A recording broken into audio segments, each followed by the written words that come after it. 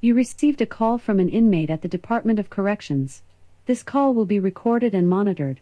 If you wish to block any future calls of this nature, dial 7 now. To accept this call, press 5 now. To decline this call, hang up. Well, hello there, Tina. How are you? Yeah. Yep, life goes on. I know things are pretty tough these days, but we keep trekking on and we're making a little bit of progress, just baby steps, but what do you expect from the Department of Corrections? Ah, yeah, the delayed releases. Yeah, that's big in a lot of the men's prison. I guess they want to really keep the men locked up. They figure that they're more dangerous than you women. But that's one problem that isn't really that big in the women's prison, and so I'm at least happy about that. But it does happen, and I know at the women's prison there's a lot of them too that just kind of delay their release on their own. But knowing exactly when you're going to get out, there's really absolutely no reason for people not to know. If they're going to go to prison for 10 years, then in 10 years they should get out. I know when I was on the Kevin Coe jury, he'd served his 25 years and he was ready to get out. And we determined that he was too dangerous to live amongst us. And so he was kept in. And I can understand things like that. You know, if you're about ready to get out, your date and everything's set, and then they say that you're too much of a danger. Well, yeah, I know, you're not the danger, but there are a few people that have proven that even with the best of care and resources, they're still not going to change. And those folks are the ones that need to be in prison. And you know, we could probably reduce it to maybe two prisons, one for the men, one for the women, or maybe combine them since they want so badly in this state to stick men and women in the same prison. Just one big prison and hold everybody, and that would be cheaper for the state. But I don't know. I guess if the taxpayers actually knew how much it would cost to keep you guys locked up, maybe, I'm not sure, maybe that would work. Well, yeah, that's the perfect example. I mean, Paula Gardner won $9.9 million from the Department of Corrections, and she uses the money to help folks. She's a really good supporter, and she's even offered to help me if I need it. And that's nice because that's what that money should be used for when she has that opportunity, because it's money that was given to her because they mistreated her, and to take it and to help folks to fight the system is perfect. It's just what we need.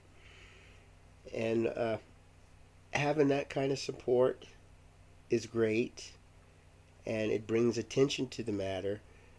But if we're going to help folks, we need to get them out on time, and we need to give them an opportunity to set up a place to stay, set up a job, um, get get some community connections in case they need maybe to go back to school or to get a license.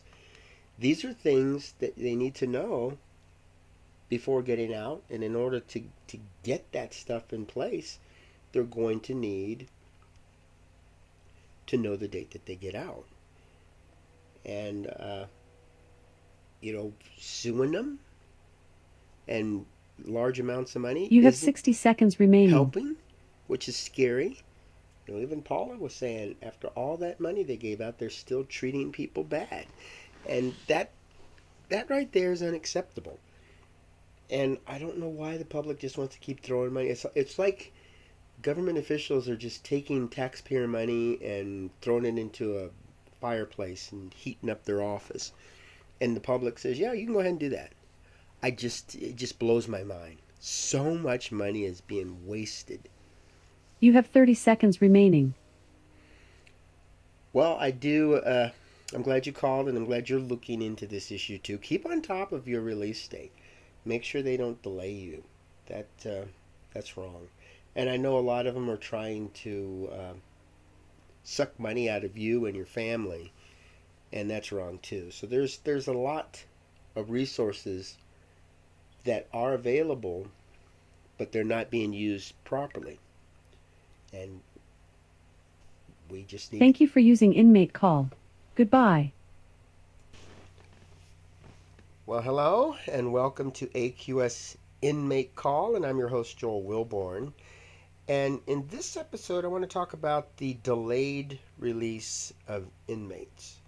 These people go to prison for a certain amount of time, and it's expected that they put aside the evil ways and the bad habits and get out with a better attitude, a better look on life, and more opportunities. Things they just didn't have before they went to prison.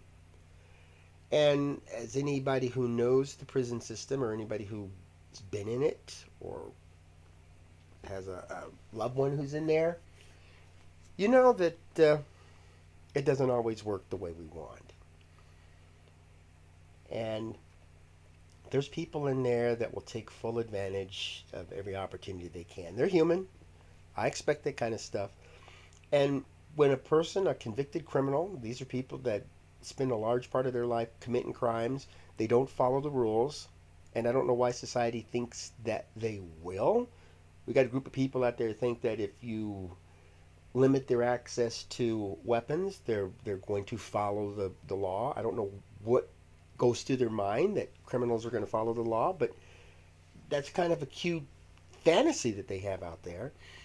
But in the real life, you go into a prison, these are people who really don't have much respect for the law, and it could be any reason why they're not respecting the law. Maybe they were just they felt jilted, or they feel that society owes them or something. I've heard different reasons, and if you go to Oxyword on my YouTube channel, you'll get a chance to see some of these inmates express why they did what they did, or and how people can prevent it from happening, and what signs to look for. They give great advice to that.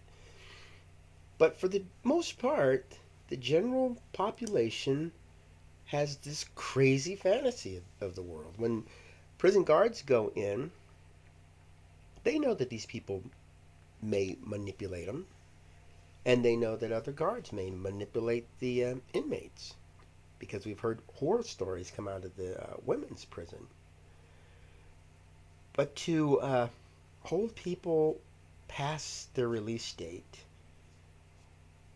is definitely a violation of their rights. And with companies like Securus Technology, they milk the loved ones and the inmates. You have Union Supply, which sells materials and supplies and stuff to the incarcerated people. Now, making $1 an hour and then having to pay like $8 for a headset so you can talk on the phone, that's really hard on them, and it really doesn't encourage anybody, because they're working, and then they could just buy a few things. But to have somebody on the outside that's willing to help them, that's a big plus.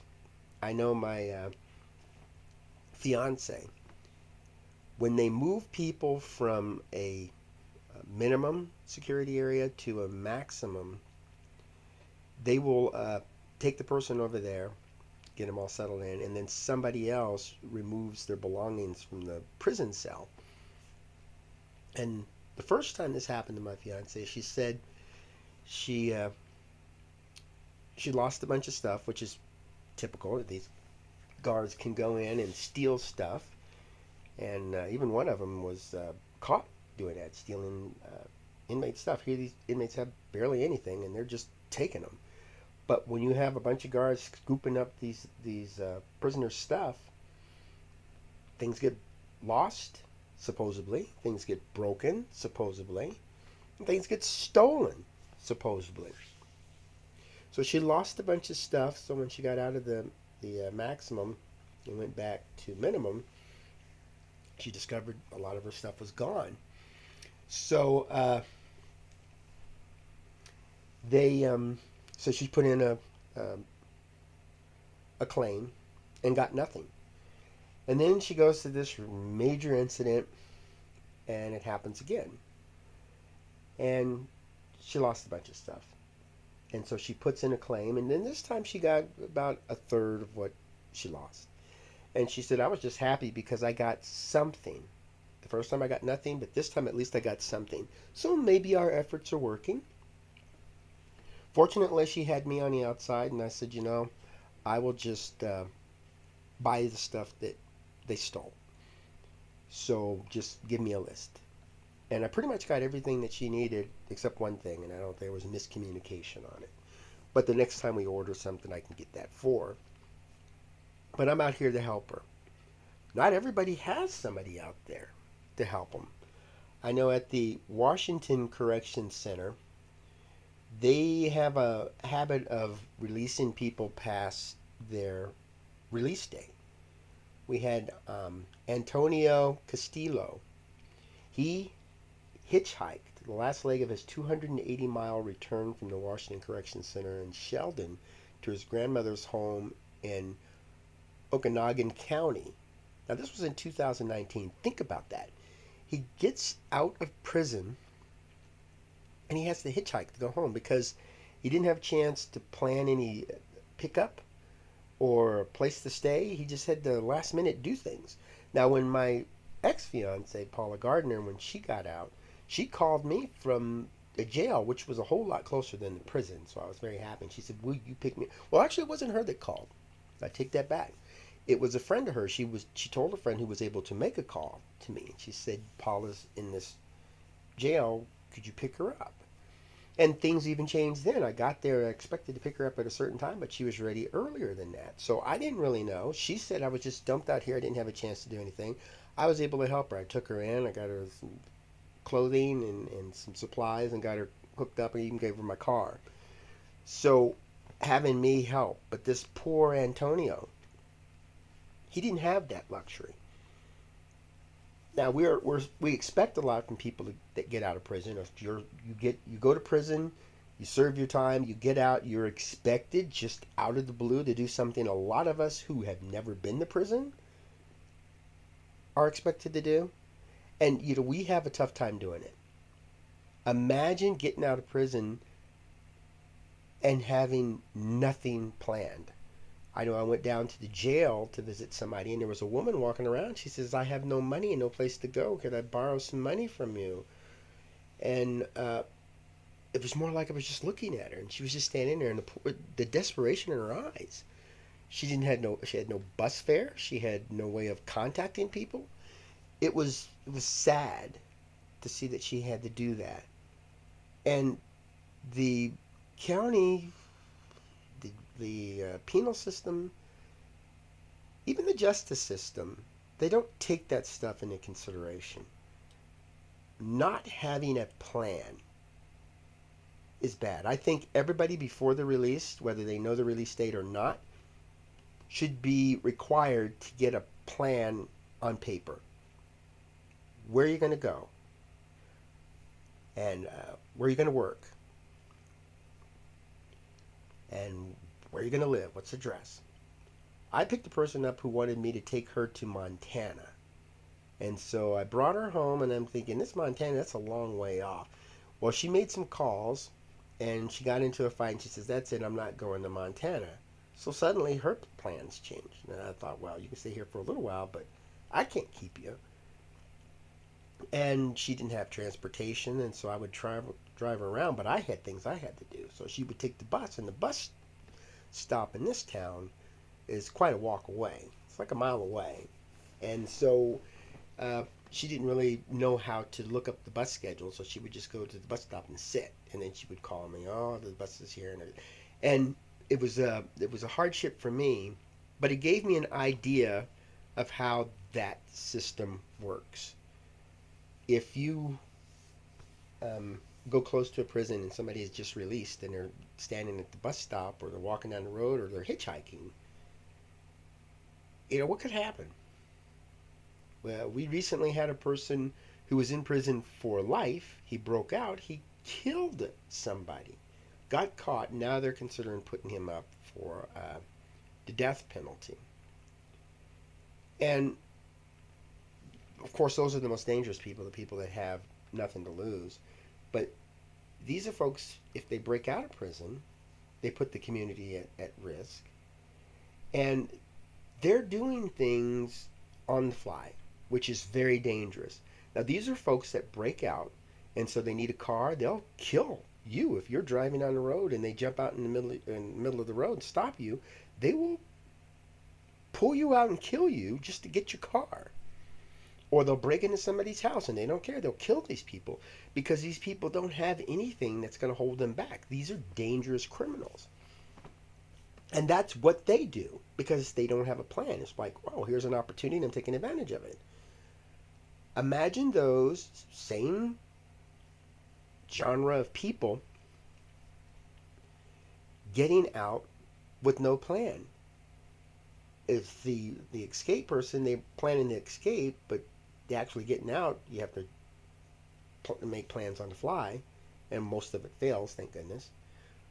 But to get out of prison without having called somebody and set things up, I know one person, she went back to prison and she called me, and I'm fairly easy to reach. And so she was asking me to contact people or have people put money on her books and let folks know her court dates. And it put some extra on me. And she was just trying to get some plans and she was trying to get things set up. But I would call people and send text messages, of course, like, who are you and what's going on? And I didn't know she was in, and just all these questions. But imagine having your plans for the day and then suddenly it's just interrupted because somebody you care about was just released from prison or just sent to prison. Picture all of that when you have no plans. And it's nice to be able to get up in the morning and make a to-do list and know what's going on. And on the outs, we can do that. But when they're released like that, that's hard. So we're creating more problems with that. We're creating costs because it costs thousands of dollars a day per inmate all across the United States. And we're just keeping them in there. And when the Washington Department of Corrections was asked about this, they're well aware that people are being released beyond their due date or not even notified, and I've run into that quite a bit of times. But they're saying they're aware of it, but they're not doing anything about it. And when you're looking at something like that from the outside, how can that be a problem? Imagine going to college and not knowing where your classes are, not knowing what time they start, not knowing what classes you have, just wandering around. How can you get anything done? And if you have a plan and then you go to college and they tell you, oh, this course was moved to a different time or it was canceled or it was swapped with another course, your plans have to change around too. And we all know that plans don't always work. It's nice to have a backup. But to have to hitchhike, I've picked up a lot of people and we had different little things that we do. And usually I pick people up, we go to a restaurant, we talk, we make some plans. I had one person I picked up, she did beautiful. She had beautiful set of plans. And when I went to pick her up, they were on some kind of exercise. And I walked in, oh, we can't let anybody out right now because we've got this little lockdown exercise going on. And I'm thinking, I came all the way 300 miles to pick this woman up, and they decide they're going to put this little lockdown thing. She shouldn't have been involved in that. But I had to go and wait because they said, well, come back at noon. I went there at 8 o'clock to pick her up, and I had to go back at noon. And she was released, and I left, and I just thought, that huge delay, and it hurt her because we had to drive a few miles to get to her probation officer, and that office closes at a certain time. And so to do a 5-hour drive starting at noon when the office closes at 5, it makes it look bad for her. Why didn't you show up on time? Well, they had this exercise and they delayed me. for hours. So there were certain things she had to modify and she had to change. And things had to change too. And that was just ridiculous. And so I would say we need a better plan of action here.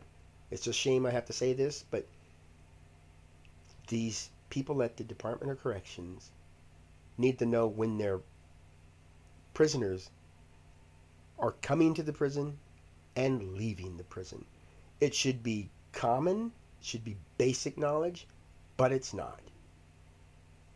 There's when I help a whole bunch of people over there, and when they put me on this security safety concern list, I asked, why am I on this list? And they were listing things that were old, over 5 years old, and had nothing to do with security.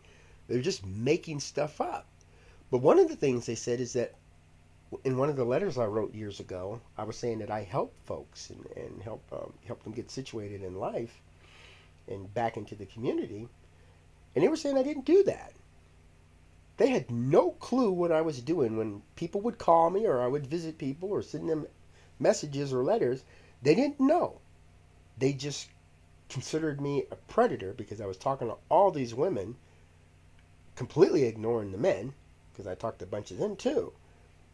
But it just blew my mind how they had no clue what was going on. And then when I sent the video, because I make video profiles of the girls so they can pick up people, and it's like a woman seeking man ad or something. And I made this video, and I sent her a copy of the video so she could review it, just ask her what she thought of it. And she got, she didn't get the video because they rejected. They said the reason was they couldn't verify who was in the video. First of all, I didn't know when we sent videos to people we had to name everybody in there, or they had to know all the people that were in there, cousins and uncles and aunts and stuff. But what I told them in the appeal is, first of all, her picture appeared in the video. Her voice appeared in the video. She gave her name and her DOC ID number in the video, and it even listed her location in the video, and they couldn't verify who she was. Well, she contacted me a few days after that and said that the video went through, and she was happy to see it, but I didn't hear anything of it. I put in an appeal, and nobody came back and said, your appeal's been granted, your appeal has been rejected, we received your appeal, nothing. It's just the video popped up. And that could have just been what? Dumb luck? But if these people don't know one of their own inmates after giving that much information, and then they have no idea what I'm doing, the fact that I sent it there, I had it rejected, I sent them a letter, and they don't know that I'm helping them, that's frustrating. But their information, their communication, it all benefits them. Whatever they want to do, they'll express it. We've got people out there that's willing to talk to me and get some information out. So we're going to expose a lot of this stuff. And for me, it's going to be more or less like, first of all, I'm going to put this stuff on my podcast. I'm going to put it on my YouTube channel because you don't know what's going on in there. And somebody needs to know. And if you're not going to pay attention to it and you're not going to do anything about it, let's get it out to the public. Let's get legislators to do something. Let's get community leaders to do something. And let's get family members and loved ones to do something. That's the only way we can get it done. Now, the best way, I think, to make society a safer place is not to lock everybody up and build more prisons, but support, community support, loved one support, the support of the actual Department of Corrections and the justice system. Let's let these folks know that they have rights, their life does matter, and all we want from them is for them to follow the law, follow the rules, and to respect the community. And to treat them like that, it's certainly not helping. Why would they? Well, thanks for tuning in, and I hope you talk with your family, your friends, your loved ones, your neighbors, and let's make our community a safer place. Let's get the word out. Well, go out and have yourself a marvelous day and make fantastic memories for tomorrow.